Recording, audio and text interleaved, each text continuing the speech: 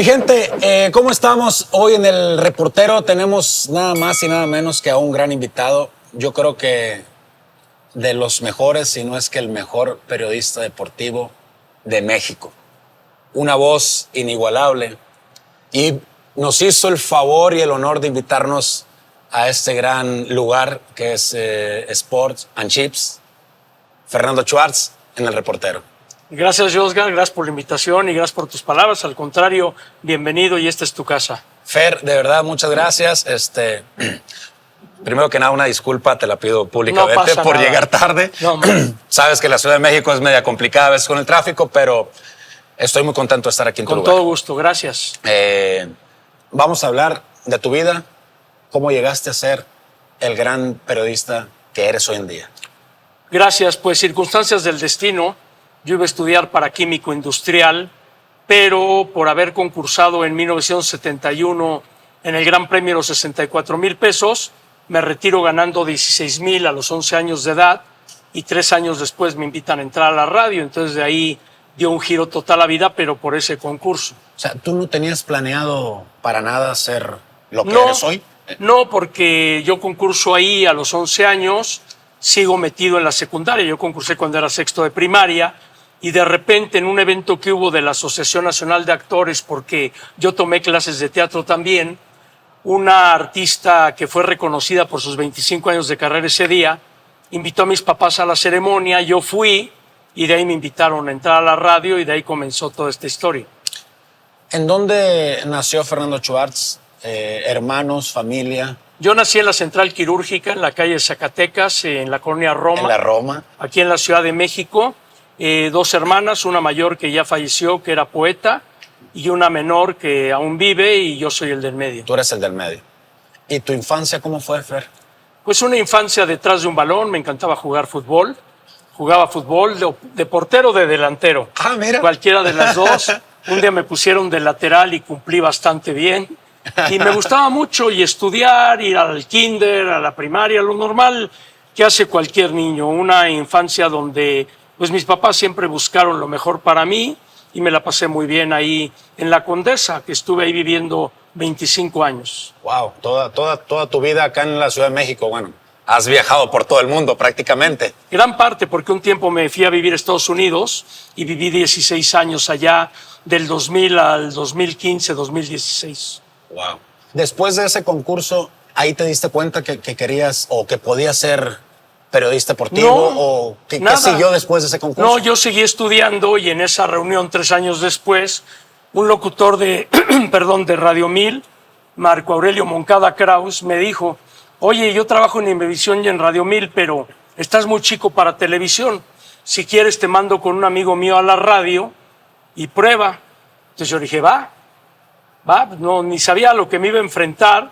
Fui con su amigo a la radio y ahí empecé a estar en radio todos los domingos en el programa de Comentando el Fútbol con Jesús Domínguez García, que es un programa de donde salió Gerardo Peña, Francisco Javier González, entre otros. Y ahí te empezaste a abrir camino. Ahí, pero todo fue muy rápido y simultáneo, porque este programa era patrocinado por Cementos Cruz Azul. Ah, mira, qué buen patrocinador. Sí, en la época del papá de Billy, de Guillermo Álvarez Macías. Entonces era un programa a las 2 de la tarde que entraba después del partido del mediodía, sea en el Azteca o en CU, y el programa de la noche. Yo nada más estaba en el de la noche. Después me convertí en corresponsal para el programa de las 2, para relatar y traer las entrevistas del juego de mediodía fuera en Azteca o Ciudad Universitaria. A la par me contactaron con el Estadio Azteca y yo hacía los boletines de prensa con la estadística de los equipos, bajaba por alineaciones, las mecanografiaba, las fotocopiaba, y en el palco de prensa, que era en el palco presidencial en la Puerta 1 en el Azteca, yo entregaba las alineaciones a todos los periodistas, a los narradores, comentaristas, y de ahí me fui metiendo más al medio. ¿Y Televisa en qué momento apareció? Televisa apareció 3 años después. Yo ya tenía 3 años en la radio y un primo hermano mío, Isaac Sertorivsky, que fue el creador de Valores Juveniles Bacardí, que hizo campañas presidenciales de Cedillo, Años de Gortari, muy talentoso él. Un día me dijo, oye, ya llevas 3 años en radio, ¿te gustaría experimentar en televisión? Le dije, pues cómo no, tenía yo 17 años, entonces le dije, va, me recomendó con Otón Vélez, vicepresidente de ventas de Televisa, él me mandó con Emilio Díez Barroso, vicepresidente de eventos especiales, y ahí empecé en Televisa. Yo llegué un lunes y el sábado ya estaba conduciendo la sección de 24 horas del sábado con Virginia Lemeda, así que fue todo muy rápido. Sí, yo me acuerdo mucho de ti. Pues yo muy jovencito, niño. Mi papá siempre miraba 24 horas y daba los deportes. Sí, ya con Jacobo después. Ajá, sí. Pero primero empecé con Virginia los sábados, a la par que estaba también de reportero y de redactor sin sueldo. Yo estuve un año total sin sueldo en Televisa porque a mí me interesaba entrar y estar y ya después veríamos la cuestión económica. ¿Entraste a trabajar gratis? Sí, un año. Y radio todo el tiempo lo trabajé gratis también. Pero obvio ya sabías que podías llegar a pues no algo sabía, más. pero había que intentarlo. Lo estabas intentando, Sí, por lo menos. Sí, no lo sabía. ¿Y te aguantaste un año sin porque cobrar? yo estudiaba en las mañanas la carrera de periodismo, vivía en casa de mis papás todavía, entonces dije, pues me aviento, no pasa nada. Ya después de un año fui a pedirle a Emilio Díez Barroso, ya tengo un año, pues págame algo. Ponte la del Puebla. Y sí, me empezó a pagar un sueldo decoroso, digámoslo de alguna manera, y de ahí se empezó otra parte del sueño. ¿Cuál fue el primer sueldo? ¿Te acuerdas? El primer sueldo eran 19,000 pesos de aquella época. ¿Y qué hiciste con él? La primera vez que te pagaron. No, pues compré un cochecito para tener en qué trasladarme y pues a cubrir un poco mis gastos, ayudar en casa de mis padres, lo normal que hacíamos en aquella época. Ayudar a los papás siempre. Por lo menos yo tengo esa educación. Sí, también. claro. Siempre. ¿Y cómo fue el camino? ¿Cómo fuiste avanzando? De ahí de 24 horas. Lo que pasa es que hubo puntos de inflexión en el camino. Por ejemplo, me tocó cubrir el maratón del río Balsas cuando recién entré, que era un maratón en la Sierra de Guerrero y de Michoacán. Órale. Estuve ahí metido y vine en esa edición del maratón del Balsas, participó Paul Newman. Entonces logré la entrevista con Paul Newman, pues fue algo importante. Luego en 78 me iban a llevar al Mundial de Argentina y a las últimas me dejaron en México porque subieron a Carlos Reynoso, que recién se había retirado. Carlos fue al Mundial, a mí me tocó quedarme en México, pero como Jorge Berry fue al Mundial, empecé yo a cubrirlo en 24 horas de Sabludovsky, que me tocó al principio con López Dóriga y Lolita Ayala, y luego con Jacobo de suplente en 78. Le redactaba yo a Berry la sección deportiva de 24 horas cuando él salía al aire, y a la par seguía de reportero, buscaba entrevistas telefónicas, buscaba lo que otros no buscaban, y así me fue haciendo de un cartel. ¿Y en qué momento te enamoraste ya de esta profesión? Desde que empecé me gustó, me sentía yo un privilegiado, estar junto a los futbolistas, conocer boxeadores, estar en el medio fue algo muy padre, pero yo creo que el punto de inflexión lo marcan los Olímpicos de Moscú 80, porque en Moscú 80 vino el boicot soviético a Afganistán y Televisa decidió no transmitir los Juegos Olímpicos. Nos mandaron a Moscú a Guillermo Ortega Ruiz y a un servidor a reportear nada más, y un día antes de la inauguración, contra un ejército de Imevisión que comandaba José Ramón Fernández, decidieron sí transmitir los Juegos. Nos mandaron a la inauguración y nos dijeron, no, están muy chavitos para narrar, van a estarle apuntando a Dosal y a Berry detalles que no se ven en televisión, ellos van a narrar desde México. Y a los 10 minutos de la inauguración nos dice el productor, cállense, dice el señor Azcárraga que si tiene a 2 pendejos allá, que esos 2 se pongan a narrar. Y narramos la inauguración, y de ahí 10 horas diarias de los Juegos Olímpicos de Moscú las transmitíamos Ortega y yo desde Moscú con apoyo de la gente de acá, pero a la vez yo tenía que decidir a qué deporte íbamos. Yo tenía todos los deportes en un cuartito en monitores, y yo decía, vamos a atletismo, vamos a gimnasia, vamos acá, vamos allá, y en las mañanas nos íbamos a reportear. Entonces, el haber hecho esa gran labor en Moscú 80 fue lo que a mi regreso me dio la titularidad en 24 horas, porque antes estuve en contacto directo con Ricardo Rocha, en 24 horas de la tarde con Ricardo Rocha, y cuando regresé de Moscú, Jacobo me dijo, niño, te desapareces un mes de la pantalla porque ya eres el nuevo titular de 24 horas. Me desaparecí un mes y al mes ya estaba yo en 24 horas. Pero, ¿y ese mes qué hiciste? ¿Te fuiste? Seguí reporteando, seguí preparándome, pero no aparecía en ningún otro noticiero porque a Jacobo le gustaba la exclusividad. E incluso en Moscú 80 tuve un capítulo muy afortunado. El día que eliminan a Daniel Bautista abajo del túnel en los 20 kilómetros, le gané la entrevista a Imevisión. Y cuando llegué al Centro de Radio y Televisión, pasé por la oficina de Imevisión. Yo estaba en un cuartito, porque Televisa no iba a transmitir. Yo me apoyaba en la organización de la televisión iberoamericana. Entonces, ellos eran un ejército, nosotros éramos dos. Les gané la entrevista y cuando paso por ahí, José Ramón Fúrico decía, ¿dónde está este muchachito para romperle la cara? ¿Cómo que nos ganó? Y fui y me le planté enfrente y nos separaron. Ah, ¿sí? Y fue mi primer enfrentamiento con él, pero siempre a la par ha habido una buena relación. Él 3 días antes de la inauguración me invitó a cenar para decirme, estás tú aquí solo, lo que te puede ayudar, te puede ayudar. Y a la hora ya me quería partir la madre porque le gané una entrevista. Pero fuiste y te la plantaste. Sí, y siempre me le he plantado. Eso, como debe ser.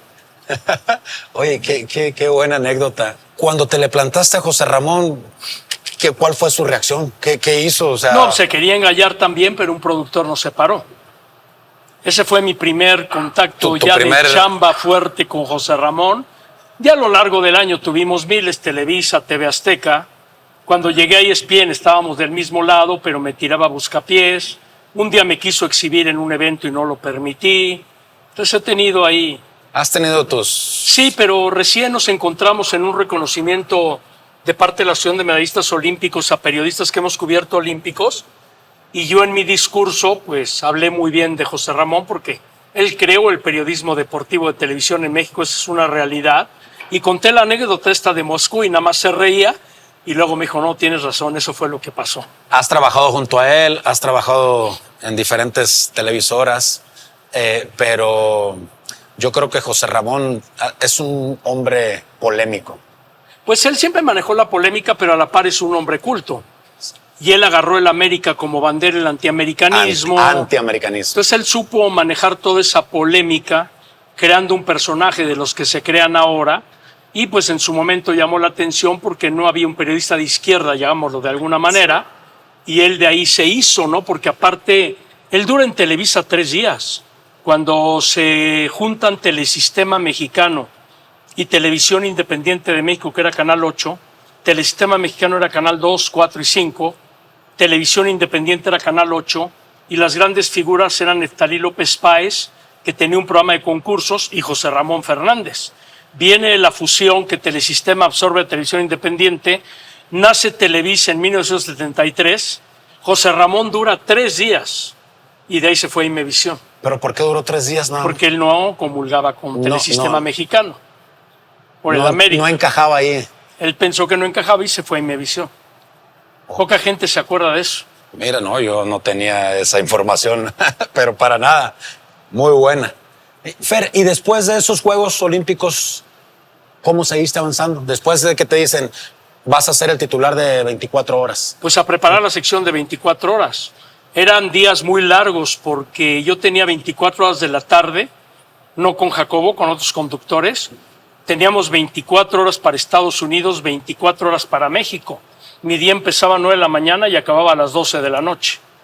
Y aparte a mí me gustaba preparar mi sección. Si yo me iba a equivocar, que me equivocara por mí mismo. Yo hacía mi orden de videos, yo checaba la edición y todo lo decía de memoria. Nada más llevaba mis apuntes y todo improvisado. Nada más llevaba los marcadores, los rivales, ahí por cualquier cosa. Y pues así fui creciendo a la par que seguir reporteando. Entonces me hice muy completo en todas las áreas y pues me tocó de ahí empezar a cubrir cualquier cantidad de eventos, entrevistas, todo. Has estado en todos lados. He estado en todos lados y en 24 horas la misión pues siempre era llevar a las grandes figuras a 24 horas antes que a cualquier noticiero.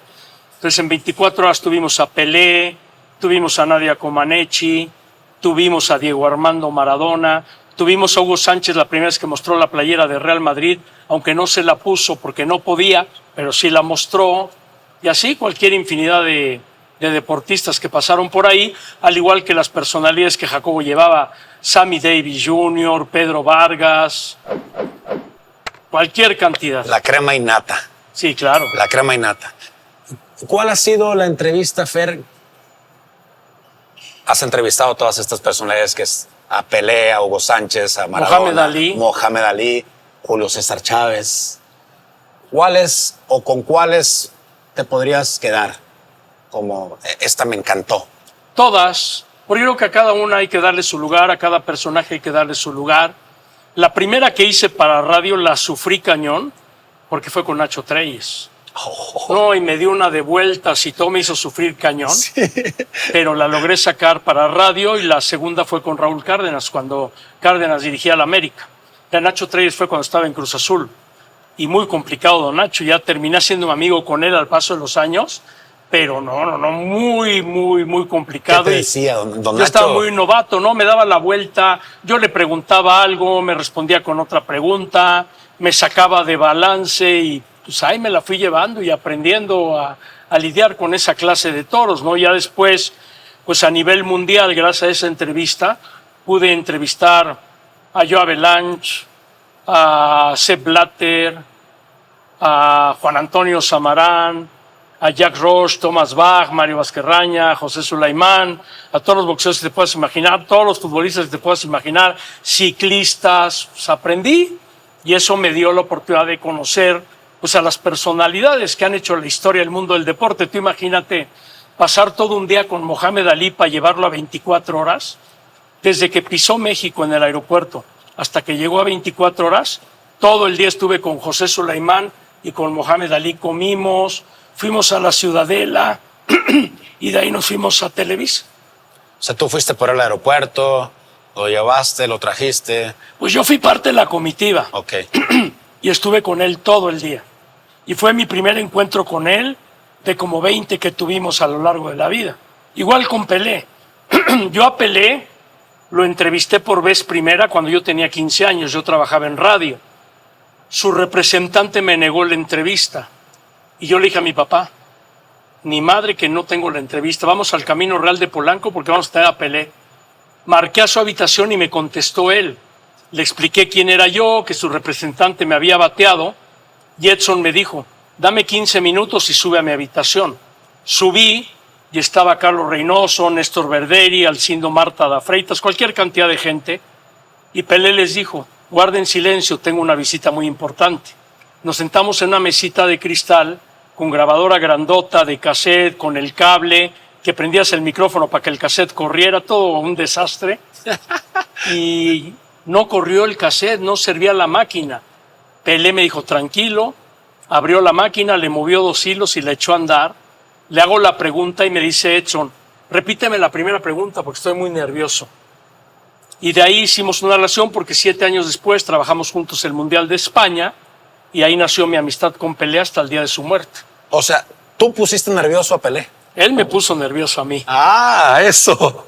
Eso, o sea, tú con 15 años. Y ya 7 años después él trabajó para Televisa, yo redactaba las cápsulas históricas del Mundial y me sentaba con Pelé a repasarlas de portugués a español y él las grababa. Ya le llevé la foto del 75, se acordó y de ahí nos fuimos amigos, nos vimos en cualquier parte del mundo y siempre súper afectuoso y súper cariñoso. De hecho, yo estuve en un restaurante antes de Sport and Chips, en Yuppies Sports Café. Pelé estuvo ahí. Y el día que me fue a visitar, que hicimos una entrevista ahí en el restaurante, me dijo, oye, ¿para qué compraste tanta memorabilia mía? Yo te lo hubiera regalado. Uf. Sí, la ve impresionante. Cuando entraste a esa habitación y viste a toda la gente que estaba ahí. Pues yo con... O sea, pura gente... Sí, pero cuando tienes esa edad, te vuelves atrevido porque no piensas las cosas. Entonces, en vez de intimidarte, te avientas. Y sí, pues sí me impresionó ver a todos ellos, pero yo iba a lo que iba.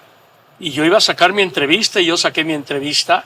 Y pues fue muy padre. Aparte, mi papá iba conmigo, conoció a Pelé, nos tomamos la foto con Pelé, o sea, y luego tengo esa foto autografiada de puño y letra de él. Entonces, pues no puedo pedirle más a la vida que haber estado con el mejor jugador del mundo. Y a lo largo del tiempo, pues ahora reflexiono un poco. No tengo la foto por burro.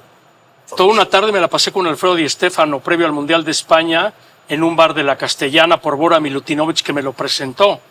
Entonces tú imagínate, conocí a Di Stéfano, conocí a Pelé, conocí a Johan Cruyff, conocí a Diego Armando Maradona, conozco a Messi, a Cristiano, los grandes de toda la historia del fútbol, ¿no?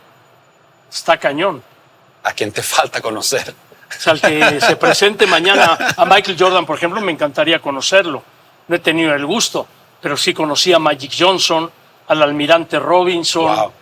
Entonces, te digo, ha sido un camino muy padre todo este que me ha tocado de este lado, porque me ha permitido rozarme con la gente que hace la historia, como en Italia 90, en Televisa me hicieron la jugarreta, que el día que todo Televisa fue a la audiencia papal, a mí me mandaron al Congreso de la FIFA, que era aburridísimo, 8 horas, pero como Valentina Larraqui es la reina del Vaticano, Sí. le dije, oye, yo no fui con Televisa al Vaticano, quiero ir a ver al Papa. Me fue mejor porque me llevaron a una audiencia privada y lo saludé al Papa terminando la audiencia. Entonces conocí también a Juan Pablo II, con quien intercambié 5 minutos de palabras, porque me pusieron en la zona de embajadores. Entonces, ¿qué más puedo pedir? ¿Cómo se hace para durar tanto tiempo como tú? ¿Tienes qué? 50 años. 50 años en el medio. Perseverancia. Es una carrera de mucha envidia, de mucho golpe bajo, de mucha puñalada, de poca lealtad y por terquedad, por el ADN competitivo que aún tengo por conseguir la mejor entrevista el día de mañana. Y curiosamente, y esto no lo he dicho públicamente y te lo voy a decir, a mí hay muchos compañeros que no me quieren. ¿Por qué? Porque yo hago mi chamba solo. No es que sea yo que no sepa trabajar en equipo. Lo que sucede es que yo no permito que se me adelanten a hacer las cosas y luego me jueguen por la espalda. Entonces, si yo quiero una entrevista, yo la tramito. Si yo quiero hablar con alguien, yo lo busco. Y el haber tenido tanto éxito en toda esa forma de reportear, pues me causó muchas molestias adentro.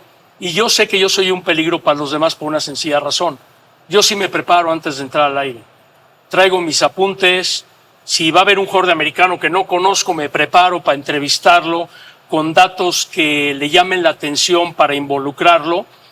Y mis compañeros llegan al ahí se va, al aventón, y voy a polemizar y voy a hablar lo que se me ocurre en ese momento. Y yo no. Yo te puedo improvisar, lo sé hacer, pero con una base.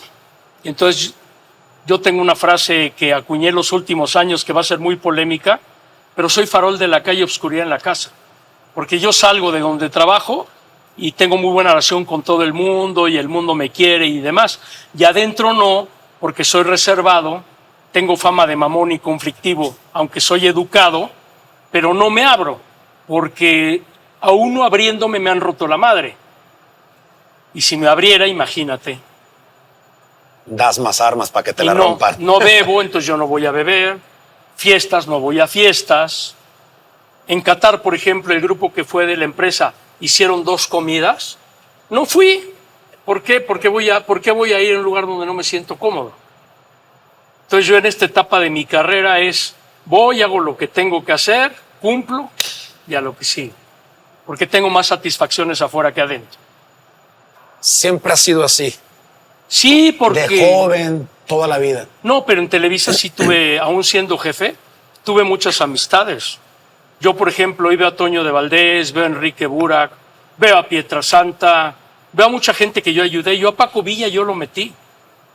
Yo con Paco Villa había una relación, si no nos hablábamos diario, había un afecto muy fuerte, pero yo le di la oportunidad. Yo me lo fui a jalar de radio a Paco Villa. Y si yo te hice una lista de todos los que ayudé, es interminable porque a mí no me da miedo ayudar a la gente porque estoy seguro de lo que yo hago. Tú muchas veces no ayudas, pues decir, me van a venir a desplazar. Y yo no, a mí no me importa. Yo tenía un lema que también es muy chistoso porque yo les decía, a mí no me agradezcas, nada más no me chingues. Sí, tienes razón. Y sí hubo muchos que me chingan, pero hay otros que me agradecen y otros con los que llevo muy buenas relaciones. Así es la vida. Y yo creo que, como dices, el medio en el que te desenvuelves es complicado. No, y dentro de todo esto fuerte te lo voy a reconocer. Yo antes de la pandemia, cuando vas madurando te vas dando cuenta de que tal vez a lo largo de la vida, sin querer queriendo, por tu afán de triunfar, pisaste callos o pisaste gente o pasaste por encima de uno en mala forma o mala manera. Y yo hice una recapacitación. No, yo creo que afecté a este. Yo creo que con este me porté mal. A cada una de esas personas, que no fue uno, fueron varios, los busqué, les mandé un mensaje, les hablé por teléfono a disculparme. Ya el que la quiso aceptar, bienvenido, y el que no, yo quedé tranquilo. Tú te quedas tranquilo. Como en todos lados, ¿no? Hay gente que te ayuda, hay gente que es mala leche, pero al final de cuentas, yo creo, Fer, que terminas agradeciendo todo. Lo que pasa es que ya cuando estás grande, te das cuenta de que cometiste muchos errores que tal vez si no los hubieras cometido te tendrían en mejor posición. Porque yo sí pienso que en el medio donde yo estoy hay muchos hijos de la guayaba que no se preparan y les va muy bien, y que uno que se prepara y es responsable te hacen a un lado. Entonces a veces ese equilibrio es un poco complicado de poderlo aceptar. Y sé que va a causar polémica que lo diga, pero... No, o sea... Las cosas como son. Las cosas como son. Es como a uno le va en la vida y como uno cuenta cómo le va en la feria. O sea, yo te puedo también decir cosas que me pasaron en el fútbol y que no tengo problema en decirlos. ¿Qué opinión tienes tú? Lo he escuchado últimamente. La diferencia entre el periodista deportivo y el futbolista que entra a una televisora porque fue futbolista. ¿Qué opinión tienes? Está bien, lógicamente muchos buscan la promoción para después volver al fútbol. ¿Cuántos casos hemos visto de técnicos que están de analistas y regresan a dirigir a un equipo?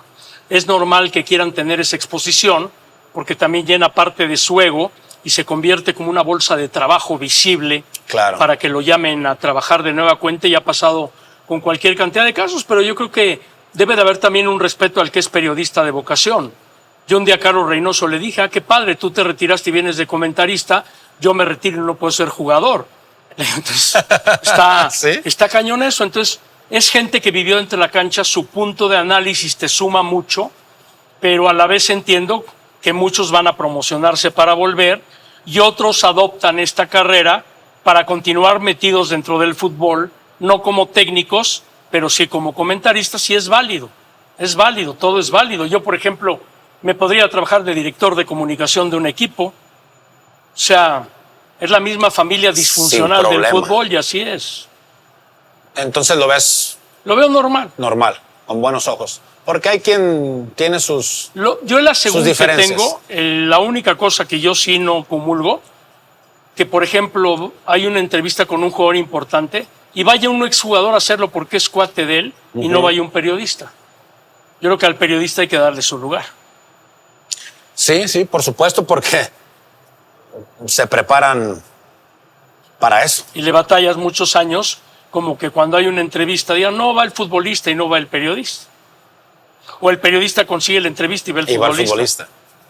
Sí, pasa. Fer, ¿cuánto tiempo duraste en Televisa? 23 años. 23 años. ¿Cómo fueron esos 23 años? Yo me fui de ahí porque me habían asaltado 3 veces, a la que fue mi mujer la secuestraron una vez, y me surgió la oportunidad de irme a Estados Unidos y yo pedí mi salida, no me dijeron hasta acá llegaste. Que te dieron las gracias, tú dijiste... Es más, yo tenía todo de palabra con Televisa, no tenía ni contrato firmado. Wow. Era empleado de confianza. Y yo hablé con Emilio Azcarra Gallán y le dije, me voy porque me surgió esto y esto, y él me dijo, cuando quieras volver las puertas están abiertas para ti. Así. ¿Por qué? Porque siempre hubo buena relación con ellos y a mí no me sacaron. Fueron 23 años de lucha, 23 años de aprendizaje. Pues trabajé con lo mejor. Digo, en noticias, Jacobo Zabludovsky, Lolita Ayala, Abraham Zabludovsky, Ricardo Rocha, Félix Cortés Camarillo, Memo Ochoa, puro Big Leaguer. Sí. Y en cuestión de deportes, Fernando Marcos, Ángel Fernández, Jorge Berry, Lalo Andrade, Fernando Luengas, Enrique Yáñez, Toño Andere, puro histórico, el Conde Calderón. Pues me tocó con todos ellos, entonces aprendí. Aprendiste de los grandes. Y hoy en día eres yo creo que si uno piensa en periodismo deportivo mexicano, piensa en Fernando Ochoa. Lo que pasa es que mi etiqueta se hizo de reportero periodista, aunque yo narré fútbol muchos años. También en algún tiempo, por la misma reporteada, estuve de reportero en béisbol, en transmisiones de béisbol, y en olímpicos pues me hice todólogo, entonces le entraba a todos los deportes. Por eso yo busqué hacerme muy completo, porque ahora en el tiempo actual me doy cuenta que al ser multifuncional, las empresas te quieren porque les ahorras 5 trabajos. Entonces yo aprendí de producción detrás de cámaras, yo preproducía mi sección con efectos y todo antes de ir al aire, aprendí a editar, aprendí a entrevistar, estar en la calle, a narrar, a hacer cancha, analista, de lo que me pongan. Entonces eso sí es una satisfacción para mí, la verdad. ¿Y qué te gusta más? Reportero en cancha. Reportero en cancha. ¿Por qué? Porque tienes el contacto con el jugador, que ahora se ha perdido mucho, pero cuando estás en cancha, fuerza lo tienes. Pero a mí me gustaba más antes porque yo podía entrar a un vestidor antes del partido, porque yo iba a copiar la alineación que la colgaban en la puerta del vestidor, Sí. porque podía llegar 2 horas antes y cuando el jugador salía antes de cambiarse a la cancha, podía platicar con ellos y eso me enriquecía más la transmisión. Yo iba a los entrenamientos del América en Cuapa, podía estar todo el entrenamiento y terminando entrar al vestidor a platicar con ellos. Todo eso se acabó. Sí, ya no existe Por más. tantas redes sociales, tanto medio, tanto golpeteo, tanta separación que ha habido, y esa parte romántica del fútbol se perdió. Me lo acaba de decir Jorge Campos. Dice, es que el jugador actual no se da cuenta que esa parte es importante y que la prensa no es nuestra enemiga. Y uno lo ve así.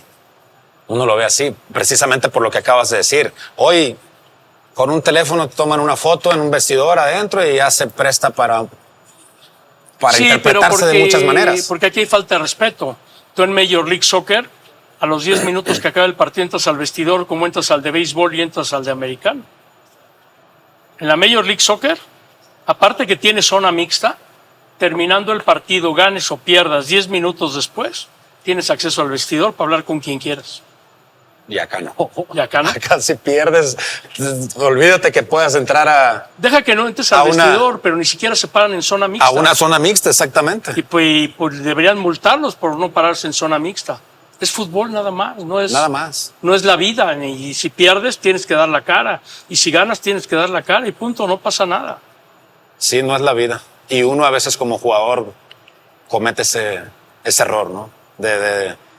Te lo digo porque a mí me pasó en algún momento. Me iba mal en un partido y hasta la familia la pagaba. Sí, pero tú te contagiabas de lo que veías del ejemplo de los más veteranos, porque así es. Sí, uno va cumpliendo patrones también en el fútbol. Es normal.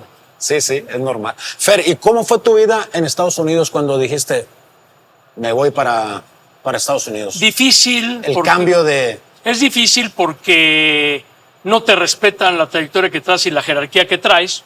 Por esa trayectoria te contrataron para el mercado hispano, pero antes que nosotros llegaron los sudamericanos. Y cuando tú llegas allá, el sudamericano está apropiado del fútbol, que es lo que más vende en Estados Unidos, y te ven como un peligro que lo vas a desplazar por el know-how que tienes del fútbol mexicano y por los contactos que tienes del fútbol mexicano. Entonces me fue muy difícil. Sí. Yo en Telemundo nada más duré 2 años. Me tocó trabajar con Andrés Cantor, que es de los peores compañeros que me ha tocado en toda la historia. ¿Sí? Lo he dicho en varios podcasts y cuando lo veo me reclama. Me dice que es mentira. Y le digo, desmiéntelo. ¿Pero por qué era mal compañero? ¿Qué, Porque te hacía la vida de cuadritos? Yo trabajé con él en su compañía de radio y toda la miel sobre hojuelas. Y el día que me rebelé, se enojó. Y de ahí empezó todo y me empezó a bloquear en varias partes de Estados Unidos. Pues digo que es un mal compañero. Porque en el tiempo que yo estaba con él, un dulce, porque sabía que a través mío conseguía todo. Y en su programa de radio, cualquier entrevista, un telefonazo y la teníamos. Pero cuando yo me rebelé, ni metió las manos por mí, y yo fui leal con él, porque desde que yo estaba en Televisa, yo iba todos los domingos a comentar el fútbol con él a Univisión, porque él era la estrella de Univisión. Y en Univisión ya me habían echado el ojo. Y en ese momento, cuando yo decidí irme a vivir a Estados Unidos, él se va a Telemundo. Yo me pude haber quedado en su lugar en Univisión. Por lealtad me fui con él a Telemundo y me fue como me fue. En Univisión me pusieron el tache. Cuando salgo de Telemundo, volverme a colocar, tuve que hablar con las altas esferas de Univisión y decirles qué pasó y la historia, y ahí me volví a meter. Te tuviste que hacer un show para poder entrar otra vez. Y este tipo te hacía la vida de... Me la hizo cuando me rebelé, y ahora donde me lo encuentro me saluda pero con mal encarado, y pues ha bloqueado a muchos mexicanos que han ido a trabajar ahí, que no digo los nombres para no meterlos en problemas, pero también te podrían contar que no estoy mintiendo. Y después de ahí te fuiste a... Tuve un lapsito de 3 meses. ¿Eso en dónde fue? ¿En Miami, en Los Ángeles? En Miami. Miami, ¿verdad? Sí. Tuve un lapsito cuando salgo de Telemundo que me tuve que apurar para no quedar de ilegal, porque yo no podía usar la visa de Telemundo para vivir ahí. Y en 15 días empecé mi proceso de residente por el tipo de visa que tenía. Hice los exámenes migratorios y me costó $8,000 convertirme en residente, pero quedarme legal en Estados Unidos. Y entonces empecé a colaborar para Fox Sports a través del Tigre Baraldi con una editorial que mandaba yo desde allá. Y me contrató Jarritos para ser el vocero de su torneo de fútbol. Ahí empecé a trabajar con Jarritos y de ahí me jaló Univisión a través de Galavisión y ahí empecé otra vez todo el camino. ¿Te gustó Miami? Me gustó Miami, ciudad complicada para vivir, mucho hispano que piensa diferente. Los argentinos y venezolanos se ponen en un plan muy canijo. La comunidad mexicana es unida a la vez que desunida, no se ayuda mucho. Pero bueno, fue lo que me tocó y estuve ahí hasta que me llegó la oferta de ESPN y fui para Connecticut. A Connecticut. ¿Y cómo fue el cambio ese? Brusco, porque en Connecticut hay nieve, porque es más Estados Unidos. Es más al norte, ¿no? Es rumbo arriba de Nueva York. Entonces es más Estados Unidos, el verdadero Estados Unidos. El americano, ahí está. El americano, pero vives bien y yo pensé que llegando a ESPN, empresa de Walt Disney, llegando a los 40 años, pues de aquí me sigo hasta que me retire, pero las cosas no se dieron como yo pensé. Yo cometí un error ahí, sí lo cometí, pero fueron muy sanguinarios conmigo como no lo fueron con otros, y es la única empresa donde me han corrido. ¿Y qué error cometiste? Cometí el error que yo tenía autorizado publicar notas de ESPN dándole crédito en el periódico Esto, y tuvieron una publicidad impresionante. Yo creo que en 6 años que estuve ahí publiqué fácil al año más de 450, 500 notas con el ESPN y el ESPN es publicidad. Cometí el error que en unas notas no les di el crédito y me acusaron de plagio. Me acusaron de plagio, me armaron todo un caso, lo armaron acá desde México, el jefe mexicano de allá no me defendió, el australiano sí me defendió, pero terminaron por correrme en muy mal plan, mientras que aquí hay una comentarista que sigue con ellos, que no digo el nombre para no quemarla, que hizo un copy-paste de una columna en un Eurocopy y nada más la suspendieron 1 mes. O hubo un jefe de asignaciones en Bristol que pagó servicios de prostitución con una tarjeta de la empresa en Brasil, nada más lo suspendieron 1 mes. Y a ti te despidieron. Y te puedo seguir con 1000 casos más que yo vi. ¿Y después qué hiciste cuando te...? ¿Qué hice? Pues me vino una frustración terrible, una depresión terrible.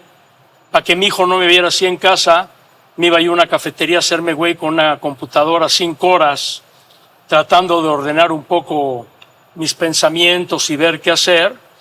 Y gracias a Claudia Trejos, que ahora sigue trabajando en Telemundo, me recomendó con Fox Deportes en Estados Unidos, con Nelson Viñoles, y empecé a viajar de costa a costa.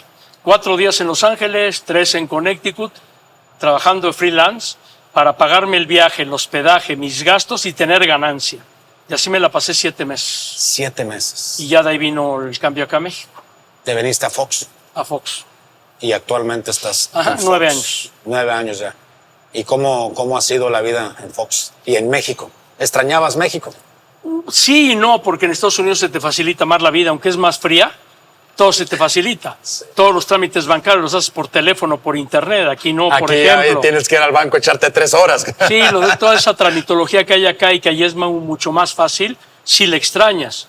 Yo me hice ciudadano americano en el 2011, tengo la doble nacionalidad que se convierte en un plus. Y sí, aquí en Fox fui muy feliz con Ernesto López, que falleció en febrero. Él fue el que me trajo porque le gustaba mi trabajo. Terminamos haciéndonos muy amigos y me apoyó en todas mis locuras.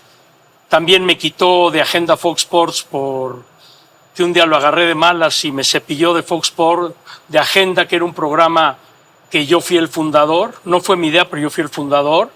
Y 3 años lo mantuve como el programa matutino más visto en la televisión de paga. Porque todos los días, si tú ves los noticieros matutinos, es repetición de lo que pasó la noche anterior. Ajá, sí. Y yo buscaba en la tarde una entrevista o algo que me generara una nueva noticia. Entonces era Agenda Fox Sports el punto de partida de la información. Entonces todo el mundo replicaba todo lo que teníamos ahí, porque teníamos en vivo a quien quisieras por teléfono. No había el Zoom todavía. Ajá. Por teléfono, por WhatsApp o como fuera, tuvimos a cualquier cantidad de figuras. Wow. Hasta Vicente del Bosque, para que me entiendas, que es amigo mío. Ah, mira.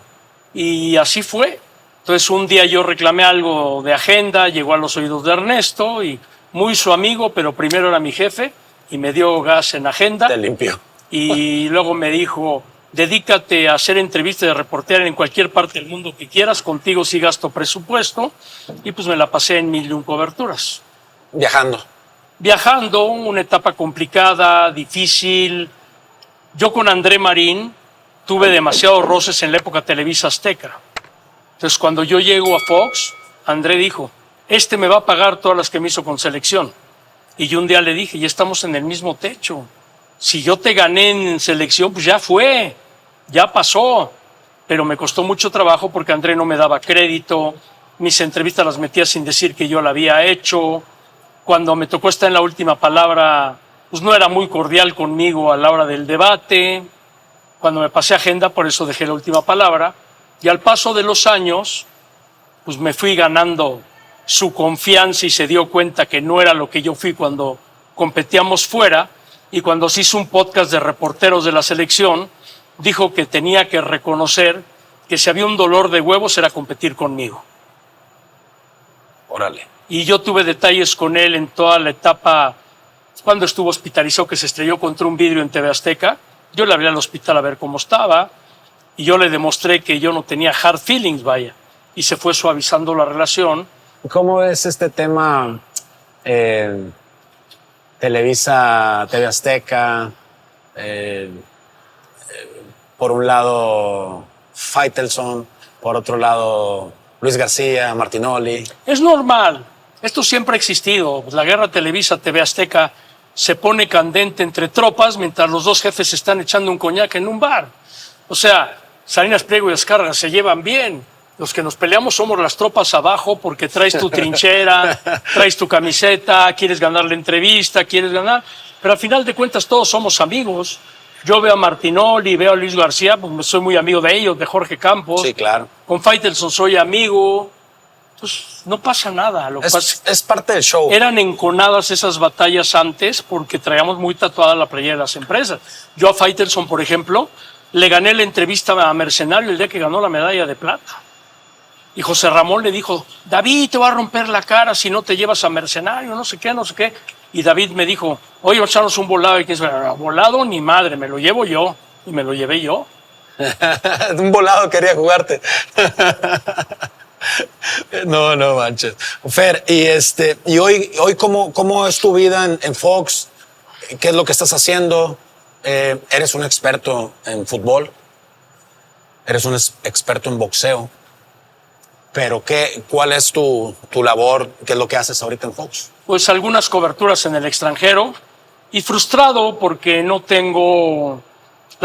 es el piso parejo para las oportunidades laborales. Esa es la verdad. Entonces estoy en Fox por Radio martes y jueves y nada más. Pero ¿estás bien? ¿Estás bien ahí o...? Quisiera ser más, pero no me dejan. Que te aprovecharan mucho más. Sí, me siento desaprovechado, esa es la palabra. Esa es la palabra. Desaprovechado. Muy desaprovechado. ¿Cómo ves el fútbol mexicano en la actualidad? En su etapa más baja.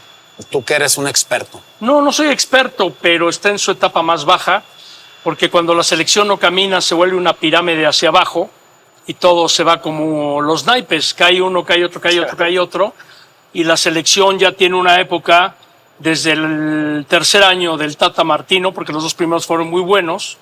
Desde ese tercer año, cuando él empezó a tener los problemas de la retina y empezó a ausentarse, como que se le fue el equipo en las manos.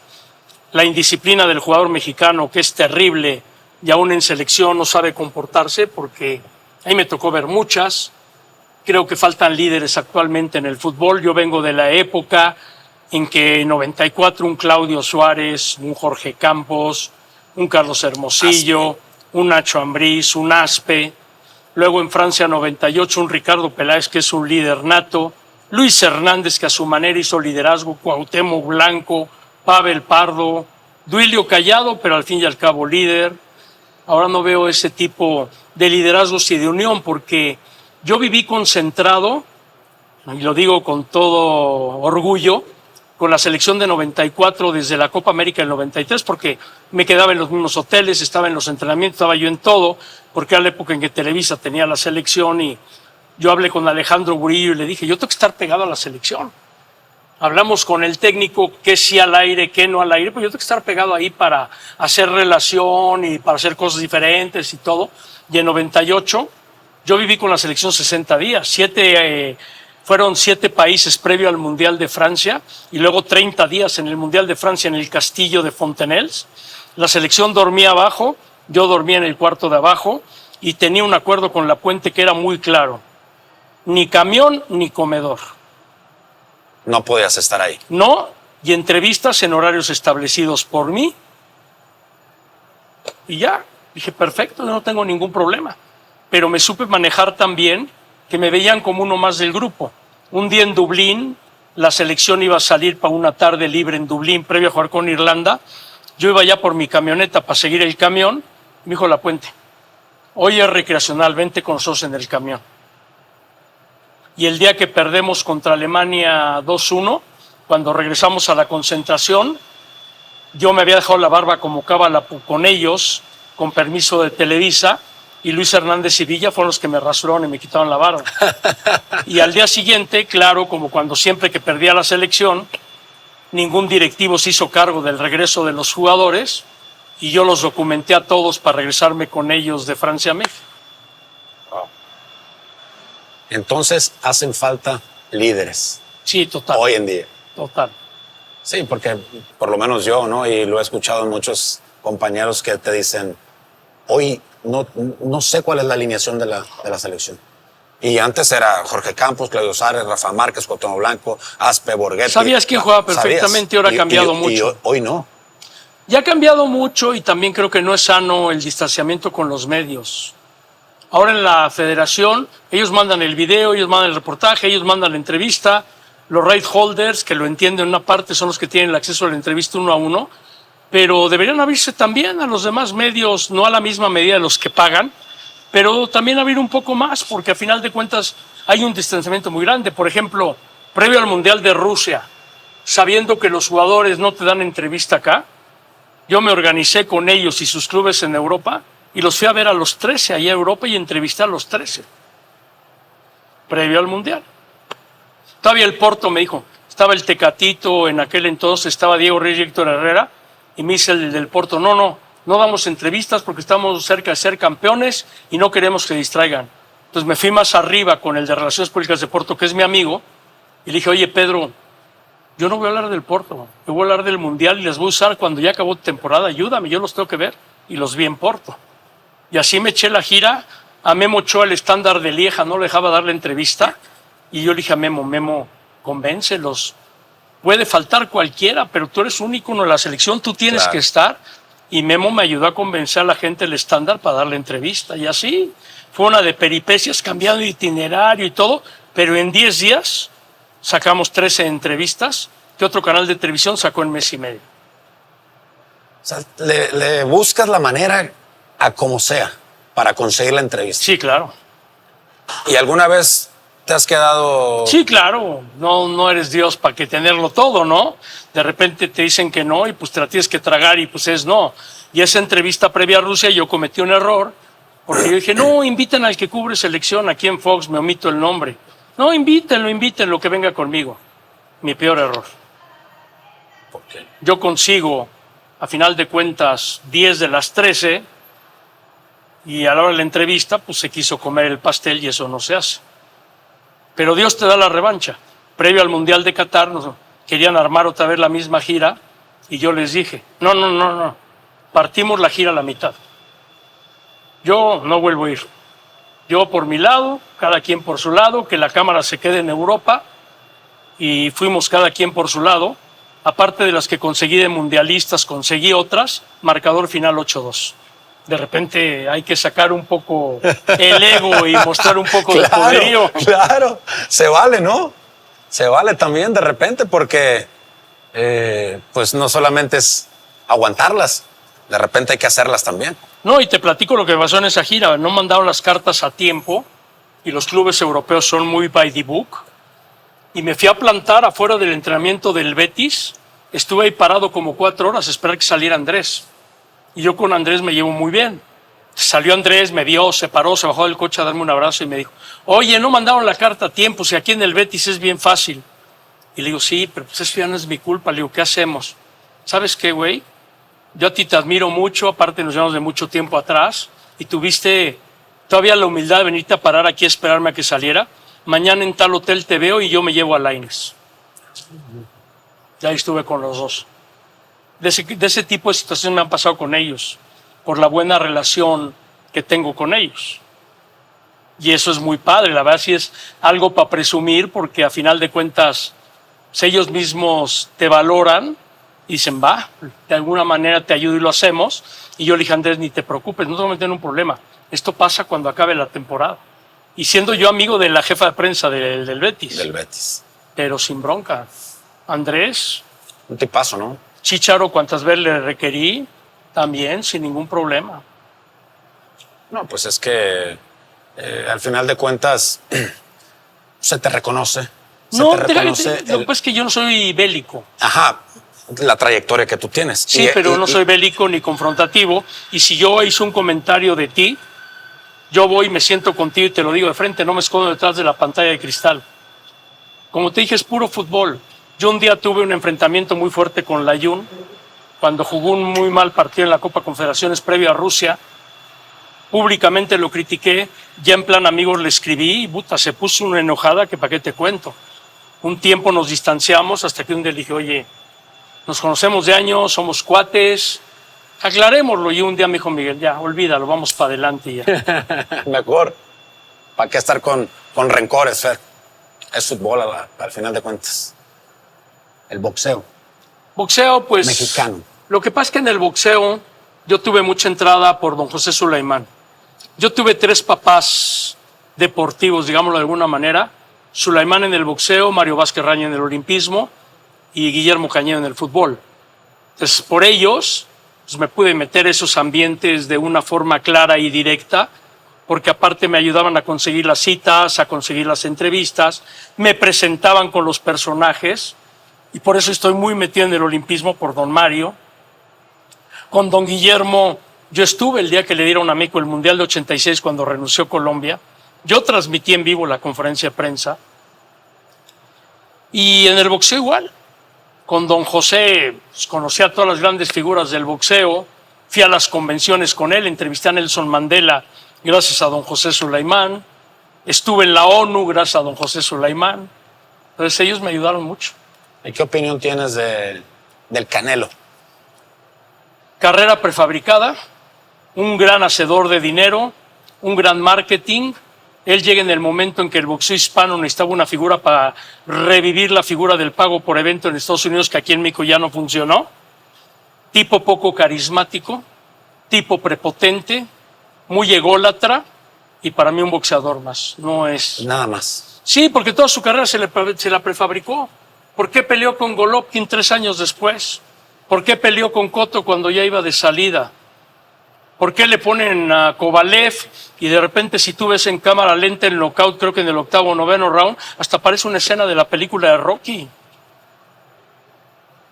Y yo lo digo y el Canelo me tiene bloqueado, dio órdenes en el Museo de Cera que el día que develaron su estatua yo no podía entrar. A Faitelson no lo dejó entrar a su última pelea. Pues que siga con su farsa. La historia lo va a juzgar al paso del tiempo, porque Julio César Chávez está acá y Canelo es Canelito, está aquí abajo. Y Sal Sánchez, que murió en plenitud, está acá. Y Canelito seguirá estando aquí con su colección de coches, con sus millones de dólares, con sus pijamas Armani, con su avión privado, que lo disfrute. Todo el mundo me dice, es que le tienes envidia porque es multimillonario. No, simplemente yo no comparto la forma de hacer su carrera y el boxeador que es. Es un gran atleta, no lo niego. Sí. Pero boxeador, no hombre, hay 500 mejor que él. Ha cambiado mucho el box. Sí, claro. ha cambiado mucho y por cosas como esta pierde credibilidad. Tú eres un conocedor del box. A mí me gusta el Y boxeo. la gente del boxeo dice que no conozco porque no saben todas las peleas que me tocó ver. Está bien que digan que no sé. Un día me equivoqué porque en una entrevista con Lamazón dije, a ver, ¿cuándo pelea con Lomachenko? No, Lomachenko está 2-3 pesos abajo del Canelo. Yo me equivoqué, me confundí con el nombre y de ahí no me la acabo. Pero no pasa nada. Yo asumo mi error, pero llevo años en el boxeo y sí sé ver el boxeo. Sí, me queda claro. Te digo, pero yo me quedé acostumbrado a las peleas. Me gusta el box. No soy un conocedor, no me considero conocedor. Pero las peleas de Julio César Chávez, esas eran... Las grandes noches de Julio César Chávez en Las Vegas van a ser irrepetibles. El día que peleó con Macho Camacho en la pelea de septiembre, 13 de septiembre de 1983, no. Lo que era Las Vegas, y me fui muy atrás, no 83, fue más adelante, perdóname el dato, fue más adelante, fue al final de esa década. No, era una verdadera locura. 1993 fue la pelea, 90. una locura. Las Vegas paralizada y lleno de mexicanos y de políticos, de artistas, de lo que te quisieras imaginar ahí en Las Vegas. De todo. Impresionante. Y estoy muy orgulloso porque a la fecha sigo siendo amigo de Julio y me tocó la mejor época del deporte mexicano. Julio en boxeo, Valenzuela en béisbol, Hugo en fútbol, los tres contemporáneos. A los tres los cubrí, con los tres me sigo llevando, me sigo hablando y pues es padrísimo porque un día en la pandemia que lo entrevisté por Zoom a Julio César me dijo, tengo muchos conocidos, pero del medio tengo pocos amigos y tú eres uno de ellos. Entonces, caray, qué padre. Después de que lo fastidié mucho para entrevistas, para acá, para allá, pero buena onda el Julio. ¿Cómo es? Super Julio cuate, César? es un cuate muy entregado, de mucho corazón. Yo lo vi en sus malas épocas y qué bueno que se regeneró, que quedó bien y Sí. que está viviendo todo lo que está viviendo ahora, que de otra manera no lo hubiera vivido. Él estuvo muy mal muchas veces por adicción, por alcoholismo. Lleva 15 años limpio y es impresionante. Impresionante. Aparte de cómo lo quiere la gente, cómo él es con la gente, aunque ahora ya a veces lo veo medio cansado en las multitudes, pero esto es normal porque al momento en que lleva 15 años limpio, pues le genera ansiedad. Sí, por supuesto. Entonces ahí cambió un poco, pero muy bien. Luego Valenzuela totalmente diferente. Valenzuela es muy introvertido, muy callado, de un círculo muy pequeño del cual formo parte. Y Hugo, pues ya sabes lo que es Hugo, totalmente extrovertido, totalmente publicitado, pero pues cada uno a su manera de ser, con muy buena relación con ellos, aunque con Hugo tuve un distanciamiento muy fuerte como de 2 años. ¿Por qué? Porque, casualidades de la vida y de reportero, cuando él fue a dirigir a una selección que le llamó el Comando Puma, Sí, claro. a la Copa USA, que iba con jugadores principalmente del Atlas, de Guadalajara y de Pumas. De Pumas, sí. Un día, al medio tiempo, yo no sé por qué aparecí cerca del vestidor en el MetLife y me di cuenta que Carrillo entró al medio tiempo con una libreta y salió con una libreta. Entonces yo publico en mi columna del periódico, Hugo hace el show, Carrillo dirige. No me la acabé en un partido México-Jamaica, el día que Cuauhtémoc entre cambio y anota los 2 goles en la eliminatoria para el 2002.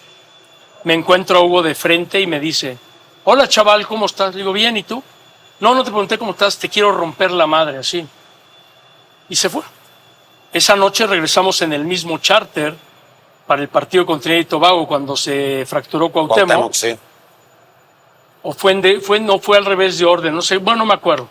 El caso es de que regresamos en ese charter para el partido y Hugo venía delante de mí, yo atrás, 0 comentarios, 0 diálogo, y me dejó de hablar durante muchos años. Entonces, cuando llegó al Necaxa y sonaba para entrar a selección nacional, Carlos Trápaga, que en paz descanse, director del Esto, me dijo, oye, tú con Hugo te tienes que contentar. Fueron amigos de toda la vida, no pueden estar así. Yo hablé con Hugo, me dijo que le marques a tal hora, a tal teléfono. Ok, le marqué y la primera expresión de Hugo fue, no me apetece hablar contigo, pero sé que lo tengo que hacer. Y yo le dije, pues no quieres hablar conmigo, colgamos y se acabó. Nos echamos una conversación de 1 hora, nos encontramos en Phoenix en el 2007 para su debut con selección contra Estados Unidos, nos dimos un apretón de manos y ya de ahí a la fecha seguimos como éramos antes. Amigos, aclararon la situación. En algún momento Hugo declaró, si el presidente Fox tiene asesores, ¿por qué Hugo Sánchez no? Ahí asintió que yo no me había equivocado. Y ese era Carrillo. Fer, vamos a pasar a una dinámica que se llama cortitas al pie con Fernando Schwartz. Son preguntas cortas, respuestas cortas. Si quieres te puedes alargar un poquito. Televisa. Mi casa, Fox. mi trabajo, Box o fútbol. ambas, Las dos. las dos. Fútbol un poquito arriba. Un poquito. Mundial o Juegos Olímpicos. Olímpicos. ¿Por qué? Porque en 16 días tienes cualquier cantidad de disciplinas deportivas, todas en la misma ciudad, y el espíritu olímpico es diferente al espíritu mundialista. El espíritu olímpico es muy familiar. El ambiente mundialista es de mucho Villamelón que se cuelga del mundial. Muy bien. Equipo favorito de Fernando Schwartz en México. La selección mexicana. ¿No tienes equipo? ¿No le vas a nadie? Yo le iba a la América en la época de Borja, y cuando Borja se retiró, estuve un tiempo en el Necaxa cuando él fue presidente y ahí terminé. Y ahí ya no más. Ya Selección no más. mexicana. Selección. Ok. ¿Equipo favorito de béisbol? Los Dodgers. Los Dodgers de Los Ángeles. Sí, por Valenzuela, ahí empezó Claro, yo también. toda mi liga. ¿Y en México? Los Diablos Rojos del México, porque me tocó vivir toda la época del Cananea Reyes. ¿Tu ídolo? Pelé y Enrique Borja. Internacional Pelé, nacional Enrique Borja, porque yo soltaba la cancha con Enrique Borja de mascota, porque mi primo estudió con él la carrera. Entonces yo a Borja lo conozco y yo tenía 6 años y somos amigos a la fecha. Wow. ¿Tu maestro? Jacobo Zabludovsky. ¿Qué le gusta más a Fernando Schwartz para vacacionar? Un lugar tranquilo. Lo más tranquilo que se pueda. Sea playa, sea campo. Lo que sea tranquilo, y porque siempre me manejo de muy bajo perfil. No me gusta que me vean o que me digan, ay, mira, ahí está y nos vamos a acercar. Si me puedo low profile. Bajo perfil. ¿Vino o cerveza? Ni una de las dos no bebo. No bebes absolutamente nada. Vino de repente un poquito, cerveza cero. ¿En alguna comida o algo Sí. así? ¿Comida favorita? La carne tan pequeña. ¿La tan pequeña? ¿Con su guacamole a un lado? Sí, claro. ESPN. Una gran empresa donde no pude cristalizar mi sueño de jubilarme ahí. 2 personas que te hayan marcado tu vida. Tu vida, digamos, laboral, profesional. Mi papá y mi primo. Mi papá porque de chico me llevaba a todos lados y mi primo porque fue el que me ayudó a crecer en esta carrera. ¿Cómo se llama tu primo? Isaac Setorivsky. ¿Qué le diría el Fernando Schwartz de 10 años al de ahorita en base al éxito que has tenido? Que qué padre que logró sus objetivos, que qué padre que llegó lejos, y al actual, al de 10 años, por qué fue tan impulsivo y tan entrón en vez de ser un poco más político. ¿Cómo defines tu éxito? Perseverancia, humildad y actitud. Si tuvieras algún superpoder, ¿qué superpoder te gustaría tener? Ayudar a la gente que está enferma, gente joven muy valiosa que de repente se va muy rápido del planeta, pues poder haberlo podido ayudar de alguna forma para que siguiera viviendo. Vamos a terminar, Fer, con un 11 ideal de Fernando Schwartz. No, pues me hubieras dicho antes para prepararlo. No, de una, esto es así. Es que ¿Has visto? sí, pero internacional, nacional es bien difícil dejar fuera a los nacionales con tanta figura internacional. Vamos a hacer uno mexicano. Uno mexicano. Sí. Portero, Memo Ochoa, por lo que he hecho en los mundiales. Memo Ochoa. Sí, es que el mundial te marca. El mundial te marca definitivamente. Memo Ochoa. Lateral derecho, Pavel Pardo. Centrales, Claudio Suárez y Rafa Márquez. Lateral izquierdo, Ramón Ramírez. Medio de contención, Nacho Ambriz. Yo pondría, para darle espacio a otros jugadores, pondría de armador a Cuauhtémoc Blanco, que bien te podía realizar esa función. Y por carácter que siempre necesitas en un equipo sería Alberto García Aspe. Adelante, yo pondría a Jared sobre Chícharo porque Jared te hacía más funciones que Chícharo, que era netamente rematador de área.